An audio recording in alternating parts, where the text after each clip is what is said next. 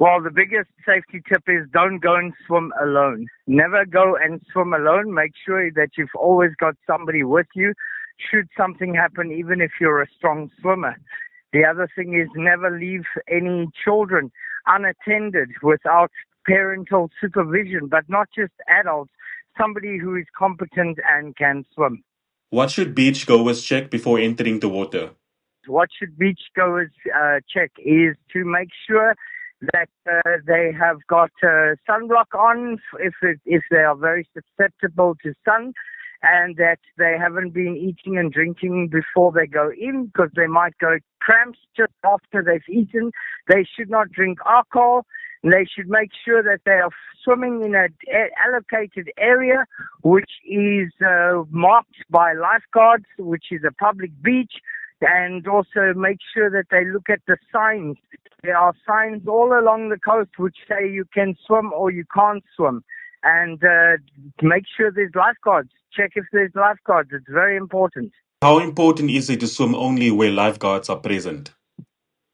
The thing is, we had an incident yesterday here in Swakopmund where two young ladies got caught in a rip curl, and that's a rip tide that gets, it becomes like a washing machine.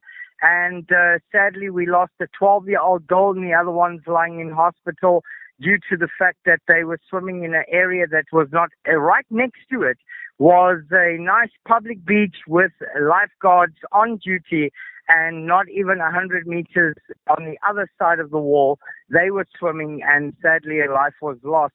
And then the other thing is, be careful for seaweed. Be careful if there's lots of seaweed in the water. Do not go in the water and swim, because you get tangled up in the seaweed. And also keep an eye out for things like blue bottles or jellyfish. And what advice do you have for parents bringing young children to the beach?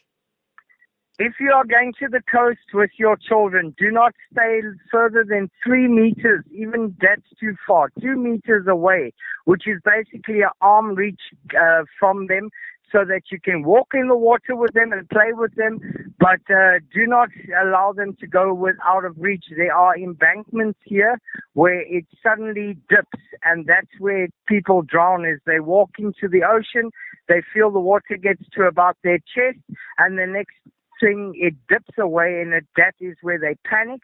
And panic is the biggest cause of drownings, because the people get scared. And this is why I said don't swim near seaweed. And then, of course, if you're an adult, make sure that you are able to swim, because it doesn't help you in a situation that you cannot swim or save them. And then always make sure that the emergency numbers of where you are on call and at hand very fast, should something happen, that you as the adult can take the proper steps. Are there specific areas along our coast that are known for stronger currents during this time? Yes, very much so. Between the aquarium and the jetty in Swakopmund, there is a very dangerous rip curl, and if you get caught in there, we had 2 adult men. They were caught in there for about 30 minutes before they managed to get out. It is a powerful whirlpool of water, and that part you should not swim. But there are quite a few rip currents along the coast here, especially between Walfish Bay and Swakopmund, and we ask people to go and have a look on the internet what rip curls are and how to identify them. They're very easy to identify. If you're walking on the beach, it's the calmest spot. It looks like a calm spot. It wouldn't be a wild spot, but the currents come from left and right, and that makes a circular motion, and that is where this rip current happens. And it takes you out and brings you in and takes you out, and this is where we lose lives. Now, many people celebrate at the beach. Why is it so dangerous to swim under the influence of alcohol? Well, not just that. People are going to the beaches and they're having a good time, and they're partying and they're drinking and they're making fires, and they leave their coals. This is a very important thing. Please don't leave your coals that are unattended, that can burn people's feet. We had several cases where people just threw sand over the coals, and they thought that was enough, and kids were, little children burnt their feet very badly, and the heat gets just even more. It becomes like an oven. But if you go and drink under the influence, you are not very competent and you are not focused. And what could happen is you could become drowsy because of the cold. You can get shock, and this can cause you to get a stiffness in your body and cause you to drown. It's drinking alcohol and doing anything that needs you to be focused is a really, really bad idea, especially swimming, because you could end up finding yourself. You could swim out further than what you thought you could swim out, and the next thing you are way too far and you can't get back. Now, if someone spots a swimmer in distress, what is the safest way to help without putting themselves in danger? The thing about trying to rescue somebody is if you go and swim out to them, they are panicking. They could possibly grab you and pull you under, and this is a very, very big risk. If you do find yourself in a position where you want to help somebody and rescue them, the best is to try and get near them. And once you get near them, you try and calm them down. If they don't want to calm down, come from behind them and lock your arms under their armpits, and then you basically lay on your back and you kick your way out and you drag them with you. Because if they can get their arms around you, they are going to pull you down with them. And what emergency numbers or services should beachgoers have on hand? All right.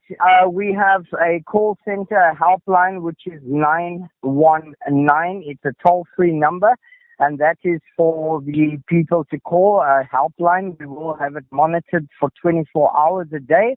Then the Swakop municipality has an emergency number, which is 1411, which is also a very easy number to remember.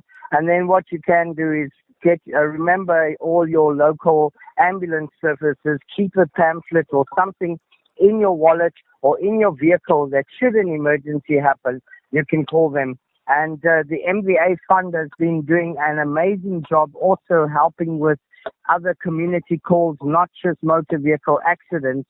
So they have a 9682 control center, and they will also be able to dispatch any emergency services in the area.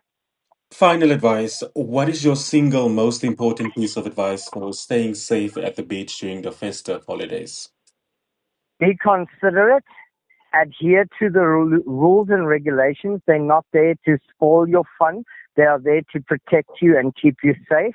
And just comply and don't do silly things, and don't risk your life and others' lives by going out and taking chances by swimming by yourself.